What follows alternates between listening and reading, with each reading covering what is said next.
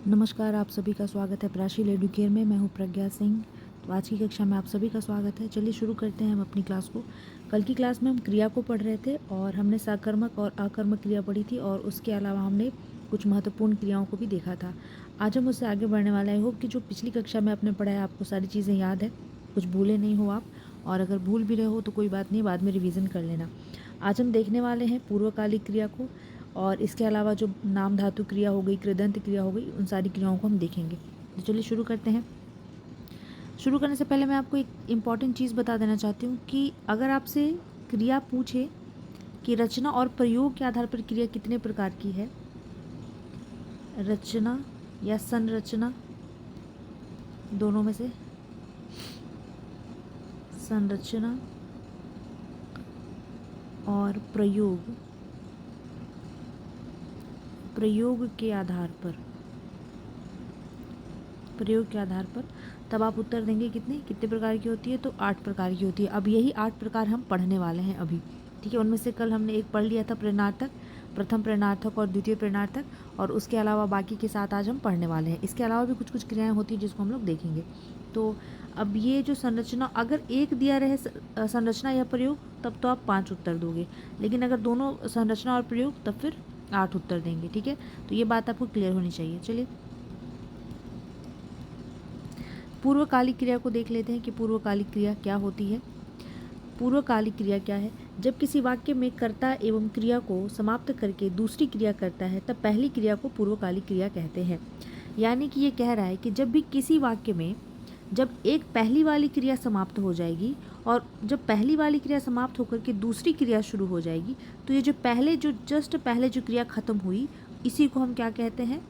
पूर्वकालिक क्रिया कहते हैं। नहीं समझ में आ रहा है तो कोई बात नहीं, हम इसको एग्जाम्पल के थ्रू समझेंगे।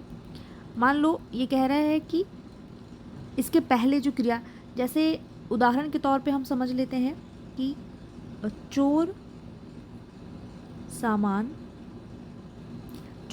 चुराकर भाग गया। अब इस उदाहरण को देखो ध्यान से। चोर सामान चुराकर भाग गया। अब यहाँ पे आपको 2 क्रिया दिखेगी। एक तो पहली क्रिया हुई चुराना, ठीक है। तो पहले उसने क्या किया? सामान को चुराया और उसके बाद वो भागा। तो पहली क्रिया जो समाप्त हुई क्या हुई? चुराना। और फिर उसके तुरंत बाद दूसरी क्रिया कौन सी शुरू हुई? तो भागना। तो ये जो पहली वाली क्रिया है ना, चुराना, इसी को हम पूर्वकालिक क्रिया कहते हैं, ठीक है। अब इसको कुछ और उदाहरण से भी समझ सकते हैं। जैसे अगर आपसे कहे एग्जाम्पल, उदाहरण अगर आपको दे दे कि वह खाकर सो गया, ठीक है, वह खाकर सो गया। या फिर पुजारी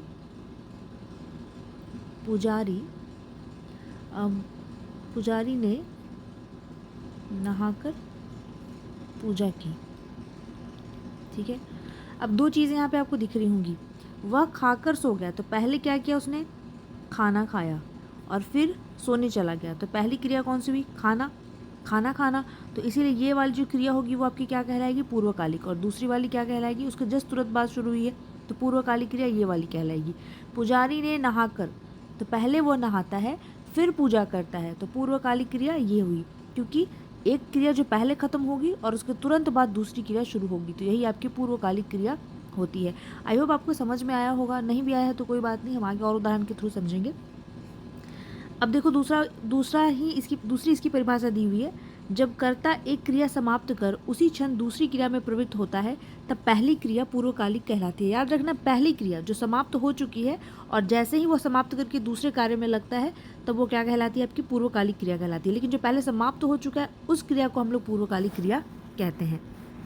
अब जैसे उदाहरण के तौर पर देख लो, उसने नहाकर भोजन किया, तो पहले उसने क्या किया?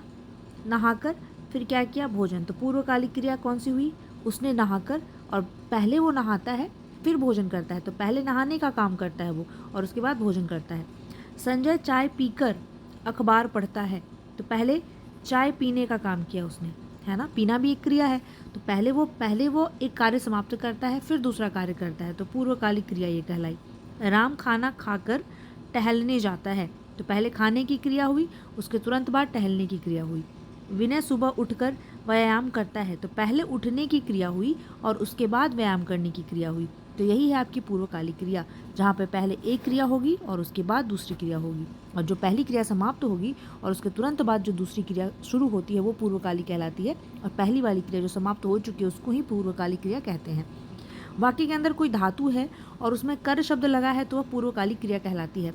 अब मान लीजिए कि आपको इतना कुछ याद ना रहे, तो ये वाली चीज़ आप याद रखिएगा कि वाक्य के अंदर क्या हो, कोई धातु हो और उसमें क्या हो, कर लगा हो, कर शब्द, जैसे कि खाकर, पीकर, उठकर। जैसे खा धातु है, पी धातु है, उठ धातु है, इसमें कर लगा है, इसमें कर लगा है, इसमें कर लगा है। तो यही आपका क्या हो जाएगा, पूर्वकालिक क्रिया। वैसे आपकी समझ में आ जाएगा, बहुत सिंपल है, बहुत सरल है, ठीक है। अब है संयुक्त क्रिया। जो क्रिया दो या दो से अधिक धातुओं के मेल से बनती है वो क्या कहलाती है, आपकी संयुक्त क्रिया कहलाती है। अब संयुक्त क्रिया में क्या होगा, जैसे देखो, रोहन क्रिकेट बनना चाहता है, क्रिकेटर बनना चाहता है, माफ़ करना, क्रिकेटर बनना चाहता है। तो बनना और चाहना दो क्रियाएं हैं, ठीक है ना। रोहन क्रिकेटर बनना चाहता है, तो पहले तो एक तो है ये बनना और दूसरा है चाहना। शीला अपने पुत्री को सुला चुकी होगी, तो सुलाना जो है ये पहली क्रिया है, और होगी, सुला चुकी होगी, तो ये दूसरी क्रिया है। संयुक्त क्रिया के कितने 11 भेद होते हैं। अब इसको ना थोड़ा सा और हम एग्जाम्पल के थ्रू समझेंगे संयुक्त क्रिया को पहले, उसके बाद हम इसके भेद पे आएंगे, क्योंकि इसके 11 भेद होते हैं संयुक्त क्रिया के।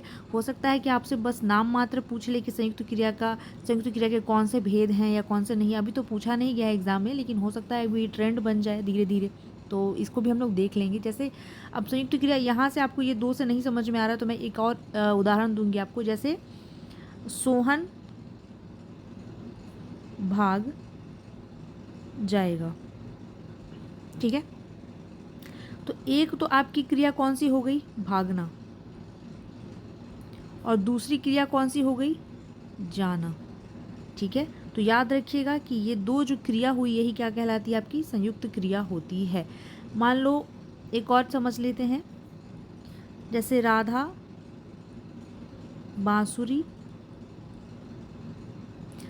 बांसुरी ले जाएगी, ठीक है। तो यहाँ पे एक तो लेना एक क्रिया हो गई और दूसरा क्या हो गई, दूसरी क्रिया हो गई जाना। तो ये दो क्रिया हो गई, इस चीज़ को आप याद रखिएगा, यही एक संयुक्त क्रिया है, ठीक है। अब जैसे श्याम हिंदी पढ़ सकता है, तो श्याम हिंदी पढ़ सकता है में एक तो पढ़ना और दूसरा सकना, तो इस चीज़ को भी आप याद रखिएगा कि यहाँ पे भी क्या होगी, संयुक्त क्रिया हो जाएगी। अब एक और देख लो, मोहन ने खाना खा लिया है, मान लो इस तरह से भी पूछे, तब इसमें आप बता सकते हैं कि दो क्रिया कौन सी हो रही है, क्योंकि इसके पहले मैं आपको बता चुकी हूँ कि संयुक्त क्रिया कहाँ कहाँ पे होगी। तो एक तो आपका खाना क्रिया होगी और दूसरा लेना, खा लिया है तो लिया यानी कि लेना, तो दो क्रिया, एक क्रिया यहाँ और एक क्रिया यहाँ, तो इस प्रकार से संयुक्त क्रिया होती है। अब इसके 11 भेद कौन कौन से हैं इसको देख लीजिए। आरंभ बोधक, समाप्ति बोधक, अवकाश बोधक, अनुमति बोधक, नित्यता बोधक, आवश्यकता बोधक, निश्चय बोधक, इच्छा बोधक, अभ्यास बोधक, शक्ति बोधक और पुनरुक्त संयुक्त बोधक। अब देखो अवकाश थोड़ा सा यहाँ पे गलत लिखा हुआ है, ठीक है, ऐसे होता है अवकाश, ऐसे लिखते हैं, ठीक है। इसको ध्यान से, हो सकता है टाइपिंग मिस्टेक हो, ठीक है ना। चलो अब देखो यहाँ पे ना हम एक एक उदाहरण से समझ लेंगे कि अगर आरंभ बोधक पूछ दे, अगर समाप्ति बोधक पूछ दे, अगर अवकाश बोधक पूछ दे, तो किस प्रकार से इसके उदाहरण दिए रहेंगे या किस प्रकार से वाक्य में प्रयोग होगा। तो जैसे आरंभ बोधक का अगर उदाहरण दिया रहा, अगर आरंभ बोधक का प्रश्न दिया हुआ रहा तो क्या होगा, जैसे किसी कार्य का आरंभ हो वो क्रिया जो संयुक्त क्रिया कहलाएगी। एक तो इसमें संयुक्त क्रिया होनी चाहिए प्लस आरंभ होना चाहिए कोई भी क्रिया, ठीक है। आरंभ मतलब क्या है, शुरू करना, पहली बार कोई काम शुरू करोगे आप तो क्या कहलाता है, आरंभ करना कहलाया। लेकिन पुनः जैसे आपने मान लो किसी चीज़ की तैयारी शुरू की है ना, कहीं कोचिंग ज्वाइन किया या कुछ भी ज्वाइन किया, तो पहली बार जब आप कोचिंग ज्वाइन करोगे फर्स्ट टाइम, तब वो आपका आरंभ हो जाएगा। लेकिन अब पहली बार से तैयारी नहीं हो पाई तो दूसरी बार सेकेंड टाइम जाएंगे, तब फिर से वापस से आपने क्या की, तैयारी प्रारंभ की। तो यही है आरंभ और प्रारंभ, ठीक है। तो आरंभ में क्या होगा, जैसे वर्षा होने लगी, अगर ऐसा वर्षा होने लगी, तो ये क्या है आपका आरंभ बोधक है। इसी प्रकार से राधा पढ़ने लगी, राधा पढ़ने लगी, तो कोई भी कार्य शुरू हो रहा है, यहाँ पे प्रारंभ हो रहा है, सॉरी आरंभ हो रहा है, तो यहाँ पे क्या होगा आरंभ बोधक। अब समाप्ति बोधक, जैसे कोई भी कार्य जब समाप्त हो रहा हो तो उसको समाप्ति बोधक संयुक्त क्रिया कहेंगे। जैसे सोहन पढ़ चुका, सोहन पढ़ चुका, तो यहाँ पे क्या है समाप्ति, क्रिया जहाँ पे समाप्त हो रहा है। राम जा चुका, राम जा चुका, तो यहाँ पे आपका क्या हो जाएगा समाप्ति। अवकाश यानी कि एक गैप होगा, है ना। जैसे छुट्टी मांगते तो क्या कहते हैं उसको, अवकाश ही कहते हैं। जैसे राम गाना नहीं गा पाया, है ना। गाना गाने के नज़दीक था पर एक गैप हो गया, वो गा नहीं पाया। सोहन घर नहीं जा पाया, तो जाने की बिल्कुल करीब था पर वो जा नहीं पाया, तो यहाँ पे क्या एक गैप हो, जहाँ पे भी गैप हो जाएगा कार्य पूरा नहीं होगा, है ना। कार्य हो रहा था पर ये पूरा हुआ ही नहीं, तो जहाँ पे भी कार्य पूरा नहीं होगा वहाँ पे आपका क्या हो जाएगा अवकाश हो जाएगा। अब बात कर लेते हैं अनुमति बोधक। अनुमति में क्या है, जैसे कहते हैं ना किसी चीज़ की अनुमति दे दो, जैसे राधा को बोलने दो, मुझे सोने दो, तो ये क्या है आप अनुमति मांग रहे हो किसी से, ठीक है। तो यहाँ पे क्या हो जाएगा, जैसे मुझे बोलने दो, मुझे बोलने दो, तो यहाँ पे आपका क्या हो जाएगा अनुमति हो जाएगी, ठीक है। इसी प्रकार से कहीं मुझे खाने दो, मुझे सोने दो, तो ये सारी चीज़ें क्या हो जाएगी आपकी अनुमति में आ जाएंगी। नित्यता बोधक क्या है, नित्यता बोधक मतलब कंटिन्यू रहेगी कोई भी चीज़। जैसे बारिश हो रही है, बारिश हो रही है ना, कंटिन्यूटी बनी रहेगी। मैं पढ़ रहा हूँ, मैं पढ़ रहा हूँ, तो कंटिन्यू रहेंगी चीज़ें नित्यता में। आवश्यकता बोधक में क्या होगा, जो आवश्यकता का बोध कराए। जैसे सोहन को यह कार्य करना चाहिए, सोहन को यह कार्य करना चाहिए, आपको पढ़ना चाहिए, क्यों, क्योंकि आपको पढ़ने की आवश्यकता है, अगर आप नहीं पढ़ेंगे तो पास नहीं होंगे। तो जिस चीज़ में भी आवश्यकता प्रतीत हो वहाँ पे आवश्यकता बोधक, तो सोहन को यह कार्य करना चाहिए। फिर है आपका निश्चय बोधक। निश्चय बोधक में क्या होगा, निश्चितता होगी। जैसे राम ने कहा कि अब पढ़ेंगे, सोहन ने कहा कि अब सोएंगे, तो निश्चय है यहाँ पे, निश्चय निश्चित बात करेगा, ठीक है ना, निश्चित बात। इच्छा बोधक, जैसे मैं घूमने जाना चाहता हूँ, है ना, ये तो कईयों की इच्छा होगी घूमने जाने की, मैं घूमने जाना चाहता हूँ। अब जहाँ पे भी चाहता हूँ, चाहती हूँ, तो यहाँ पे इच्छा बोधक आ जाएगा। अभ्यास में जो चीज़ रहेगी, प्रैक्टिस में जो चीज़ रहेगी, वो क्या कहलाएगा आपका अभ्यास बोधक। मान लो आपको दे दे वह व्यायाम करता है, वह व्यायाम करता है, तो ये है आपका क्या, ये आपका अभ्यास है ना। वो हर दिन मंदिर जाता है, वह बाजार जाया करता है, तो क्या है ये सब अभ्यास में है उसकी चीज़ें, ठीक है ना। शक्ति बोधक में क्या है आपका, जैसे शक्ति बोधक में आपका आ जाएगा राम चल सकता है ना, शक्ति है, चल सकता है, वह कूद सकता है, कूद सकता है।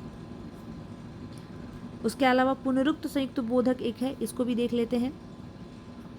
पुनरुक्त संयुक्त बोधक में आपका क्या होगा कि आपको ना समान ध्वनि का बोध कराया जाएगा। जैसे समान ध्वनि, समान ध्वनि, समान ध्वनि का बोध होगा, ठीक है, ध्वनि का बोध होगा। ये हम क्यों इतना डिटेल में देख रहे हैं, एक एक वाक्य का प्रयोग करके क्यों देख रहे हैं, बस आपको आइडिया रहे कि अगर इस तरह का पूछ लिया जा रहा है तो कहाँ से पूछ रहा है, कौन सी क्रिया पूछ रही, बस इसलिए, और कुछ नहीं है। इतना डिटेल में आपको पढ़ने की ज़रूरत नहीं, बस एक एक वाक्य आप याद रखो। हाँ, ये नाम आप याद रखना सारे के सारे, ठीक है। ये संयुक्त क्रिया के आपके 11 भेद हैं, इसको आपको पता होना चाहिए, ठीक है। समान ध्वनि का बोध होगा, जैसे कह सकते हो राम पढ़ाई लिखाई करता है, पढ़ाई लिखाई करता है ना, पढ़ाई लिखाई, आया जाया, आया जाया, घूमना फिरना, घूमना फिरना, ठीक है। तो याद रखना ये एक जैसे नहीं होंगे, ठीक है ना, ऐसा नहीं कि घूमना घूमना, नहीं, समान ध्वनि होगी, बस इस चीज़ को आप याद रखिएगा कि समान ध्वनि होनी चाहिए। आया जाया, घूमना फिरना, मिलना जुलना, मिलना जुलना, तो इन सारी चीज़ों में जहाँ पे भी समान ध्वनि होगी वहाँ पे क्या हो जाएगा आपका पुनरुक्त संयुक्त बोधक संयुक्त क्रिया हो जाएगी। तो ये 11 जो है आपके संयुक्त क्रिया के उदाहरण थे। आई होप कि आपको ये चीज़ें समझ में आई होंगी। मैं समझती हूँ कि थोड़ा सा आपको दिक्कत हो रहा होगा कि ये पेज पे मैंने एक बार में ही सबको समझा दिया, बट थोड़ा सा बैक करके वीडियो को देखेंगे तो हो सकता है कि आपको और अच्छे तरीके से समझ में आ जाए। कुछ दिन की बात है, मैनेज कर लीजिए, फिर नॉर्मल तरीके से आपकी क्लास चलेगी, लाइव चलेगी। अब एक है सहायक क्रिया। जो क्रिया मुख्य क्रिया के साथ मिलकर उसका भाव स्पष्ट करे या भाव को पूरा करती है उसे सहायक क्रिया कहते हैं। अब मुख्य क्रिया क्या होती है? तो खाना, पढ़ना, जगना, सुनना, ये सब क्या है आपकी मुख्य क्रियाएं होती हैं। और इसके अलावा जो बाकी सारी हो गई वो क्या हो जाएंगी आपकी? तो वो आपकी सहायक क्रिया हो जाएंगी। मान लो उदाहरण जैसे वह खाना खाता है ना, तो खाना अब आपका क्या है? ये आपका मुख्य क्रिया है। खाना, खाना ये मुख्य क्रिया है, और ये जो ता है ना, ये आपकी सहायक क्रिया है, क्योंकि वह खाना और इसका जो भाव कौन पूर्ण कर रहा है? तो खाता है। तुम जगे हुए थे, तो जगना मुख्य क्रिया है, और ये जो थे है, हुए थे, रहा था, रहे थे, ता है, ती है, ते हैं, जहाँ पे भी आए, चुका है, चुके हैं, जहाँ पे भी आएगा वाक्य में वो आपका सहायक क्रिया हो जाएगी। सुनना आपकी मुख्य क्रिया है, और रहे थे आपका क्या है? इसकी सहायक क्रिया। वे सुन रहे थे, तो आपकी ये क्या हो जाएगी? सहायक क्रिया। रहना, रहे थे, सहायक क्रिया हो जाएगी। और वे सुन, क्योंकि वे सुन जो है वो पूरा भाव प्रकट नहीं कर रही है जब तक कि ये साथ में नहीं लगाए रहे थे। जैसे ही ये क्रिया साथ में लग जाती है तब इस पूरे के पूरे वाक्य का क्या है? भाव स्पष्ट हो जाता है। तो यही आपकी सहायक क्रिया कहलाती है। नाम धातु, यहाँ से प्रश्न पूछा जाता है, इसको थोड़ा सा ध्यान से देखिएगा। जैसे यह धातु संज्ञा, सर्वनाम और विशेषण शब्दों में प्रत्यय लगा करके बनाई जाती है। किस किस से? तो संज्ञा से, सर्वनाम से और विशेषण से। तो पहले आपको ये पता होना चाहिए कि संज्ञा किसे कहते हैं, सर्वनाम किसे कहते हैं और विशेषण किसे कहते हैं, जो कि आपने पढ़ा हुआ है, पहले मैंने आपको पढ़ाया हुआ है। कुछ बच्चों को मैंने पढ़ाया हुआ तो उनको पता होगा। तो देखो, संज्ञा क्या होगा? जो भी इस धरती पे है, जिस चीज़ का भी नाम है, वो क्या कहलाती है? आपकी संज्ञा। और जो संज्ञा के स्थान पर प्रयोग किया जाता है वो क्या कहलाता है? आपका सर्वनाम। और इन दोनों की जो विशेषता बताता है वो क्या कहलाता है? आपका विशेषण कहलाता है। तो ये तो एकदम बेसिक है, ये तो सबको पता होगा। अब आपको बस इतना जानना है कि संज्ञा शब्द क्या है, सर्वनाम शब्द क्या है और विशेषण क्या है। जहाँ पे भी ये चीज़ें आएंगी आपको पता चल जाना चाहिए कि हाँ, विशेषण से कौन सा बना है, संज्ञा से। जैसे कुछ शब्द है आपके हाथ, आपका अपना, गरम, ठीक है। तो हाथ एक संज्ञा शब्द है, तो हाथ से आप क्या बना सकते हो? हथियाना। तो याना प्रत्यय, अपनाना, अपनाना, है ना, अपनाना। उसके बाद आपका क्या हो जाता है? गरम से गरमाना, ठीक है। उसके अलावा आप कह सकते हो शर्म, शर्म से आपका शर्माना हो जाएगा, ठीक है। उसके अलावा बात से बतियाना, बात से आपका बतियाना, बतियाना। अब पीछे का सारा गायब हो गया। अपना का वापस से मैं लिख देती हूँ, अपनाना, हाथ से हथियाना। उसके अलावा हमने क्या लिखा था? एक तो गरम लिखा था हमने, गरम से गरमाना। देखो, बात क्या है? एक भाववाचक संज्ञा है ना, इसको देख नहीं सकते, सिर्फ महसूस कर सकते हैं बतियाना को। अपना सर्वनाम है, सर्वनाम। तो अपना से हमने क्या बना लिया? अपनाना। हाथ क्या है? एक संज्ञा है, और इससे क्या बना लिया? हथियाना। गरम क्या है? एक विशेषण है, विशेषण है ना, विशेषण है। ठंडा, गरम, ये सब क्या है? विशेषण है। तो ये आपका गरम से गरमाना हमने बना लिया। अब जैसे देखो, जब भी आपको विशेषण चूज़ करने में कन्फ्यूज़न हो ना कि संज्ञा में भाववाचक संज्ञा और विशेषण कौन सा है, तब आप हमेशा उसके बगल में कुछ ऐसा लगा के देख लेना कि वो, जैसे उसमें ना हमेशा एक जैसे कह सकते हैं गरम चाय है ना, तो चाय क्या है? आपकी द्रव्यवाचक संज्ञा है। तो जब भी संज्ञा की विशेषता कोई बताएगा वही आपका विशेषण होगा, बाकी सारी जो चीज़ें बच जाएंगी वो आपकी क्या कहते हैं, संज्ञा होगी। तो इस चीज़ को आप ध्यान रखेंगे। तो यही है नाम धातु। यह क्या है, यह धातु संज्ञा, सर्वनाम और विशेषण। तो संज्ञा शब्द से हमने क्या किया, बात से बतियाना बना लिया, अपना से अपनाना बना लिया, हाथ से हथियाना, गंध को यहाँ पे लिखा हुआ भी है, गर्म से गरमाना बना लिया। विशेषण एक दुखी होना क्रिया है, ठीक है।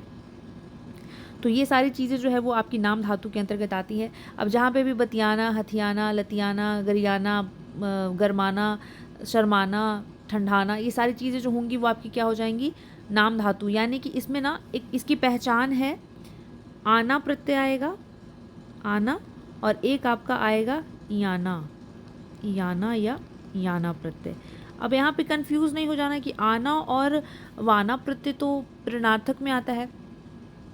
तो प्रेरणार्थक में क्या था आपका, संज्ञा, सर्वनाम और विशेषण नहीं थे, है ना। संज्ञा, सर्वनाम और विशेषण के साथ आना प्रत्यय जुड़ेगा, तब वहाँ पे क्या हो जाएगी आपकी नाम धातु। तो आपको ये ध्यान रखना है कि संज्ञा शब्द कौन से, सर्वनाम और विशेषण शब्द कौन से हैं।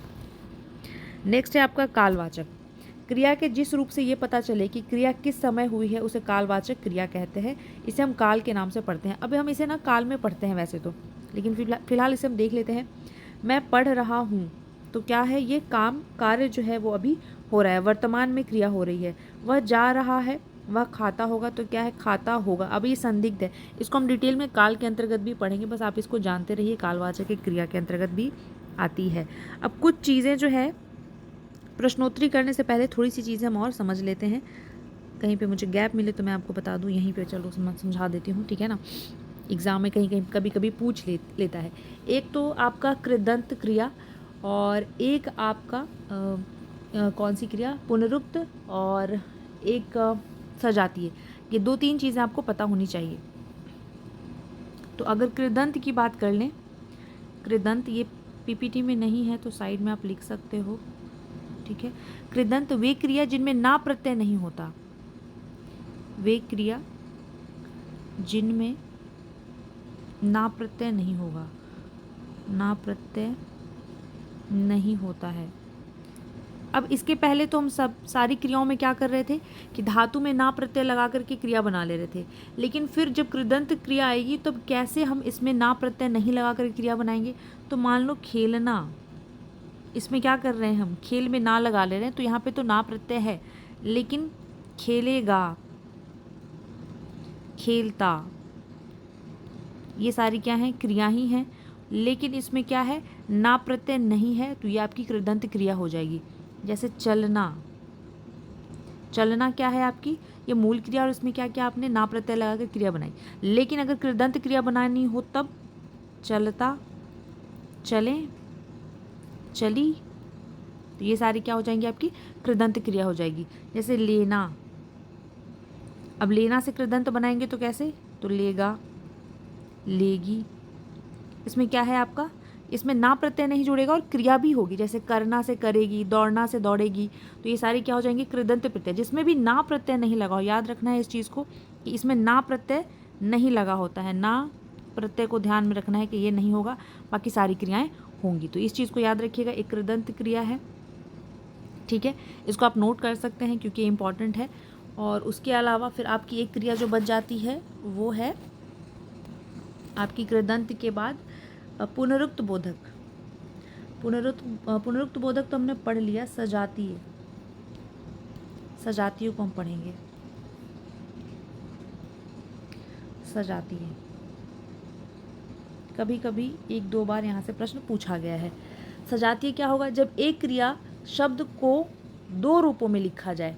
जैसे जब एक क्रिया होगी, ये थोड़ा सा आपको पुनरुक्त बोधक संयुक्त क्रिया जैसी ही लगेगी, लेकिन थोड़ी सी भिन्न होती है।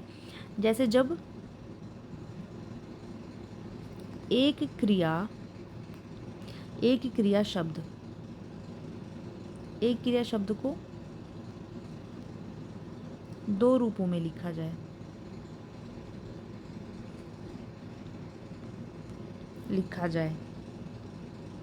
जैसे ऊंची, चढ़ाई, चढ़ी।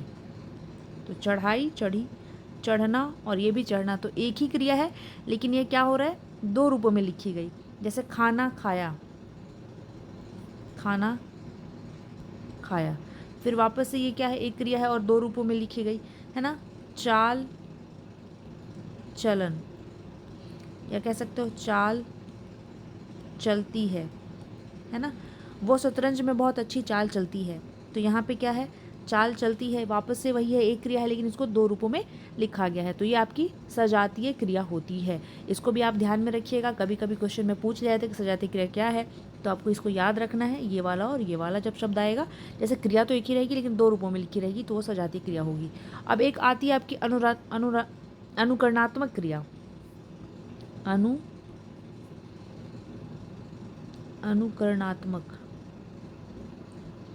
अनुकरणात्मक क्रिया, ठीक है। इसमें क्या होगा, शब्दों का अनुकरण होगा, शब्दों का अनुकरण।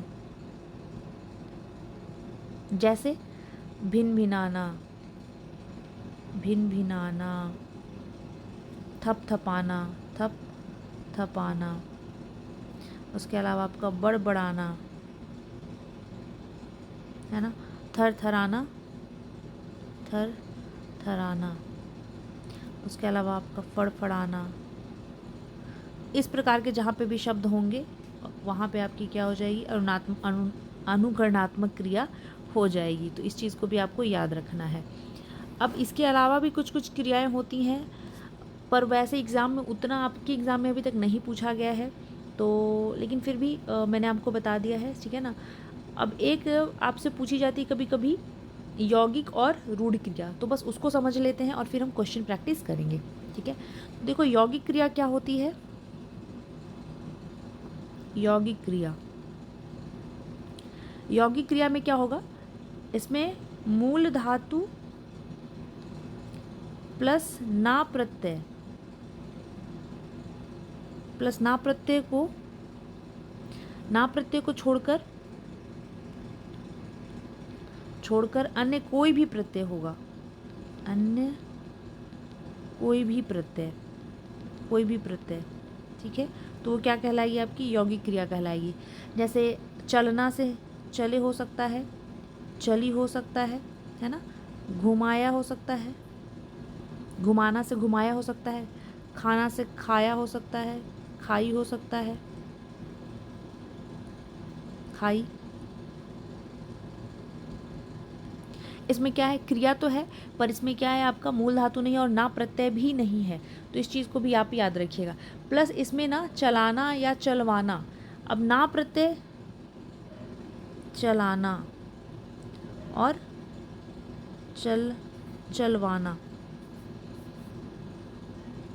चलवाना, तो इसमें प्रेरणार्थक क्रिया भी जो है वो यौगिक क्रिया के अंतर्गत ही आती है। जहाँ पे भी प्रथम प्रेरणार्थक और द्वितीय प्रेरणार्थक क्रिया आ जाएगी तो वो यौगिक क्रिया के अंतर्गत आती है।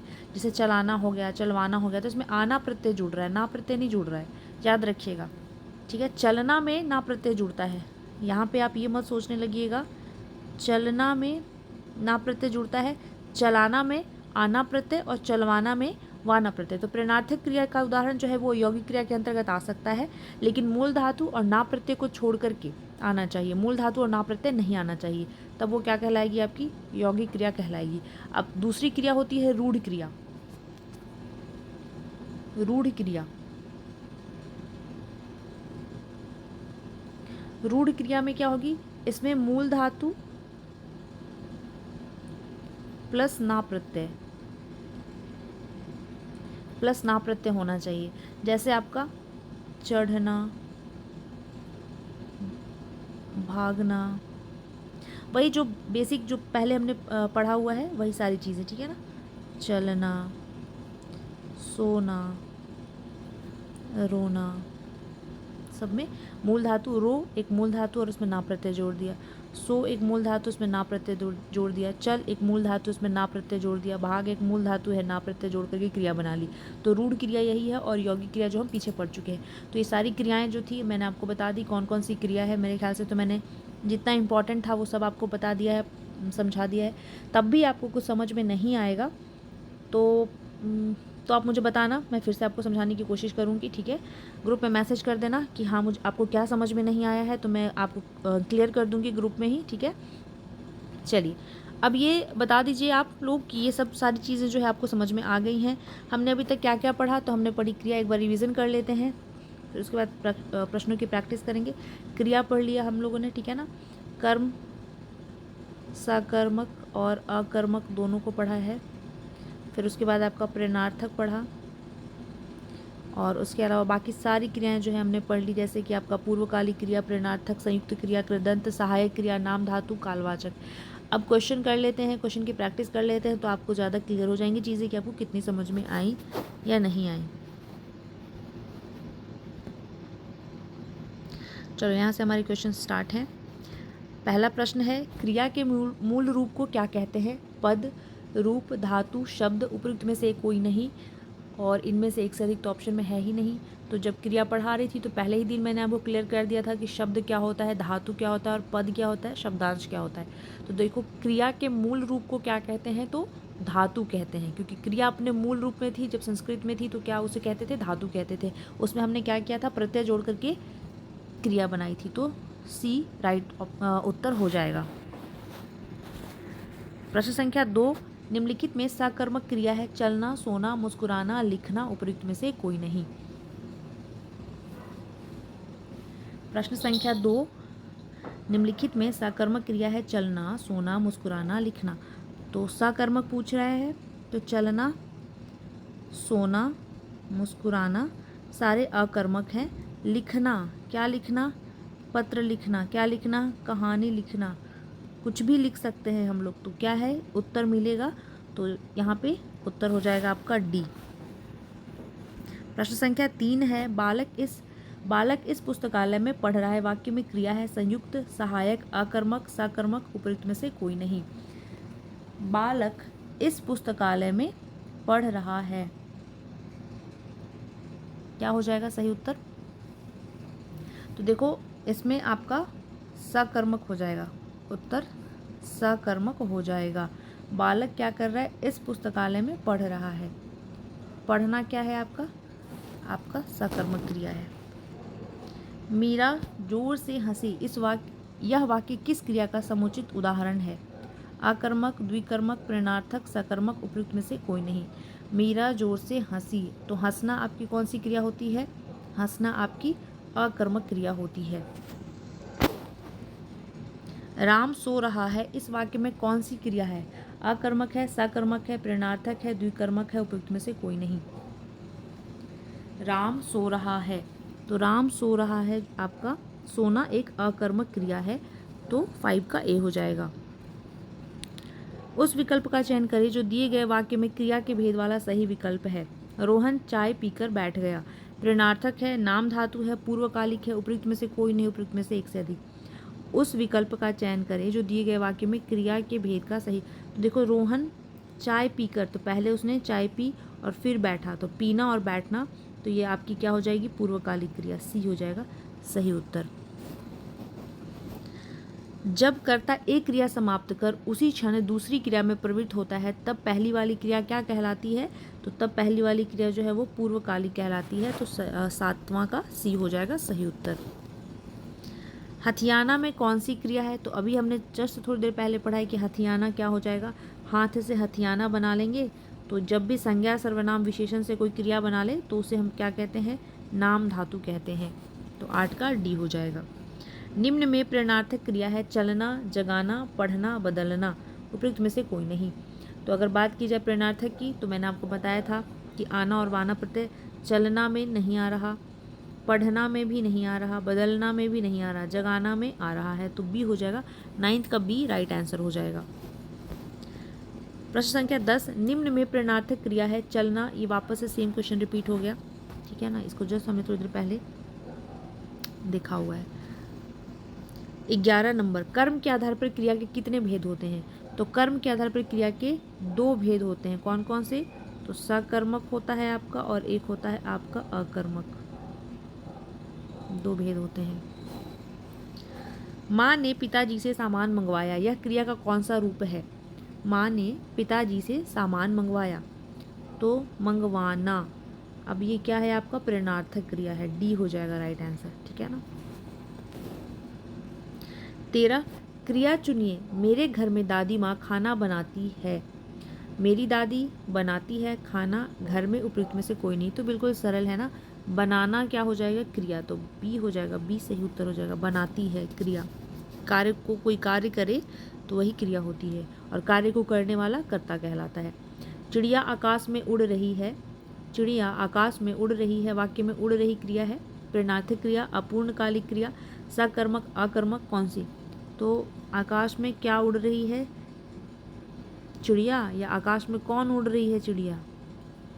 उत्तर किससे मिल रहा है, कौन से, क्या से उत्तर नहीं मिल रहा, तो इसीलिए ये अकर्मक हो जाएगा, डी। संयुक्त क्रिया का उदाहरण कौन सा वाक्य है? रस्सी जल गई, सीमा पढ़ रही है, तुम प्रतिदिन पढ़ने आया करो, बच्चा सोता है, उपयुक्त में से कोई नहीं। तो तुम प्रतिदिन पढ़ने आया करो, तो पढ़ना और आना दो क्रिया हो गई, सी हो जाएगा राइट आंसर। जो क्रिया कर्म का बोध नहीं कराती उसे कहते हैं प्रेरणार्थक क्रिया, संयुक्त क्रिया, अकर्मक क्रिया। तो जो क्रिया जिसमें कर्म की अपेक्षा ही नहीं हो वो क्या कहलाएगा आपका, अकर्मक। प्रश्न संख्या 17, पूर्वकालिक क्रिया का उदाहरण है निश्चय पानी पीकर दौड़ने चला गया, निश्चित दौड़ने, यहाँ पे दौड़ना होगा, दौड़ने चला गया। दिनेश लड़कियों को पढ़ाता है, राम बैठा है, उपयुक्त में से कोई नहीं, उपयुक्त में से एक से अधिक। तो यहाँ पे आपको क्या दिख रहा है, पूर्वकालिक क्रिया, तो पहले एक क्रिया होनी चाहिए और उसके बाद आपका क्या होना चाहिए, दूसरी क्रिया शुरू होनी चाहिए। तो सबसे पहले पानी पीकर दौड़ने चला गया, तो पहले काम क्या किया उसने, पानी पिया और फिर दौड़ने गया, तो पहली क्रिया समाप्त हो गई, यही आपकी पूर्वकालिक क्रिया हो जाती है। अब अगले प्रश्न पे बढ़ते हैं। क्रिया की व्युत्पत्ति होती है धातु से, संज्ञा से, सर्वनाम से। तो सबको पता है कि धातु से होती है, तो ए हो जाएगा। राम लक्ष्मण से पत्र लिखवाता है, इस वाक्य में क्रिया का कौन सा रूप है, निम्नलिखित में सही उत्तर चुनें। पूर्णकालिक क्रिया, अपूर्ण क्रिया, प्रेरणार्थक क्रिया। तो लिखवाना, मंगवाना है ना, भिजवाना, तो ये आपका क्या हो जाएगा, बजवाना, सब आपकी किस में चले जाएंगे, प्रेरणार्थक क्रिया में चले जाएंगे, और वो भी कौन सा, तो द्वितीय प्रेरणार्थक। तो इसका जो सही उत्तर हो जाएगा वो आपका हो जाएगा सी। प्रश्न संख्या 20 है, मोहन नित्य मंदिर जाया करता है, इस वाक्य में कौन सी क्रिया है, अभ्यास बोधक है, शक्ति बोधक है, निश्चय बोधक है, उपयुक्त में से कोई नहीं, उपयुक्त में से एक से अधिक। तो थोड़ी देर पहले ही मैंने आपको संयुक्त क्रिया के 11 भेद बताए थे, और उसी 11 भेद में से एक जो है वो है आपका अभ्यास बोधक और शक्ति बोधक और निश्चय, तो तीनों ही है, लेकिन अब एक ही इसमें से उत्तर होगा। तो नित्य हर दिन मंदिर जाता है, तो प्रैक्टिस में है ये चीज़, तो प्रैक्टिस में है, तो अभ्यास में है, तो ए हो जाएगा सही उत्तर, शक्ति नहीं, निश्चय नहीं। ठीक है, अब इतने ही आपकी क्रिया से प्रश्न थे 20। आई होप कि आपके कितने प्रश्न, मतलब ज़्यादा से ज़्यादा ही प्रश्न सही हुए होंगे, 20 में से 20 ही हुए होंगे, है ना, क्योंकि बिल्कुल सरल प्रश्न थे। कितने हुए हैं कमेंट करके ज़रूर बताएंगे, और क्लास कैसी लगी ज़रूर कमेंट करिएगा। अगर चैनल पे नए हैं तो प्लीज़ चैनल को सब्सक्राइब कर लीजिएगा, और क्लास को आप लोग लाइक नहीं करते हैं तो लाइक कर दिया कीजिए, ठीक है, क्योंकि मुझे भी तो पता चले कि मैं जो कोशिश कर रही हूँ वो पॉजिटिव है भी या नहीं, मुझे करनी भी चाहिए या नहीं। तो आपका फीडबैक मेरे लिए बहुत इम्पॉर्टेंट है, मैटर रखता है, ठीक है। और कोई भी दिक्कत हो तो एक बार मुझे ग्रुप में मैसेज कर देना, मैं वहाँ पे आपकी जो भी प्रॉब्लम है वो सॉल्व कर दूँगी। क्लास अच्छी लगी तो प्लीज़ लाइक और कमेंट करेंगे। अब देखो आज का जो थॉट है, संघर्ष जितना बड़ा होगा जीत उतनी शानदार होगी। तो ये आपके लिए ही है कि आप संघर्ष करते रहें, और जितना संघर्ष करेंगे उतनी ही जीत जो होगी आपकी शानदार होगी, क्योंकि आपको भी पता है कि एग्ज़ाम का क्या हो रहा है, बार बार आप लोग कोशिश कर रहे हो कि जल्दी से एग्ज़ाम आए और एग्ज़ाम डिले हो रहा है।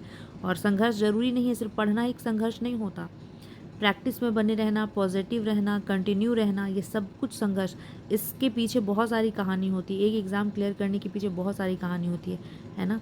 हर किसी की अपनी अपनी परेशानी है, हर कोई अपने अपने प्रॉब्लम से जूझ रहा है और उसमें संघर्ष कर रहा है और कोशिश कर रहा है कि एग्ज़ाम आए और एक अच्छी सी जॉब लग जाए। ज़रूर लगेगी, बस कंटिन्यू रहिए पढ़ाई के साथ, ठीक है। क्लास अच्छी लगे तो लाइक कर दीजिएगा और चैनल को सब्सक्राइब कर लीजिएगा, शेयर भी कर दीजिएगा, है ना। शेयर 3 चीज़ें करनी है आपको, एक तो शेयर करना है, कमेंट करना है आपको, और लाइक करना है आपको, ठीक है। 3 चीज़ें करनी है तो कर दीजिएगा। थैंक यू सो मच, मिलते हैं कल हम कुछ नया टॉपिक पढ़ेंगे और नहीं तो कुछ प्रश्नों की प्रैक्टिस करेंगे, क्वेश्चंस की प्रैक्टिस करेंगे। और आप क्या पढ़ना चाहते हैं इस चैनल पे, क्या आपको नहीं समझ में आता है, डिफ़िकल्ट कौन सा टॉपिक लगता है, तो वो टॉपिक आप मुझे लिख करके बताएंगे, मैं वही टॉपिक आपको पढ़ा दूँगी। वैसे बहुत ही जल्द हम लोग साहित्य की क्लास शुरू करने वाले हैं, ठीक है, साहित्य की क्लास शुरू करने वाले हैं। नोट्स आपको कहाँ मिलेंगे, नोट्स आपको ग्रुप में मिलेंगे, ठीक है ना, ग्रुप में मिल जाएंगे, टेलीग्राम ग्रुप है, नंबर दिया हुआ होगा इस पीपीटी पे, पीपीटी के फ्रंट में, या फिर देखना शायद चैनल के ऊपर नंबर दिया होगा, तो वहाँ पे आप कांटेक्ट कर लेना, मैसेज कर देना, मैं आपको ग्रुप में ऐड कर दूँगी, तो प्रॉपर आपको नोट्स मिल जाएंगे। नोट्स के अलावा बहुत कुछ मिलेगा आपको, ठीक है। तो नोट्स के अलावा भी आपको एक्स्ट्रा जैसे बुक है जो आपको नहीं अवेलेबल होती है, तो वो PDF के फॉर्म में मिल जाएगा, तो वो सारी चीज़ें आपको मिलेगी इस चैनल पर, ठीक है ना। पूरी पूरी कोशिश की जाएगी कि आप कहीं से भी बैच अगर आप परचेज़ नहीं कर सकते हो तो आपको बैच परचेज़ करने की ज़रूरत नहीं है, आप आराम से यहाँ पे फ्री से पढ़ाई कर सकते हो। थोड़े दिन रुक जाओ और बेटर तरीके से भी चीज़ें मिलने वाली हैं। थैंक यू सो मच, मिलते हैं कल।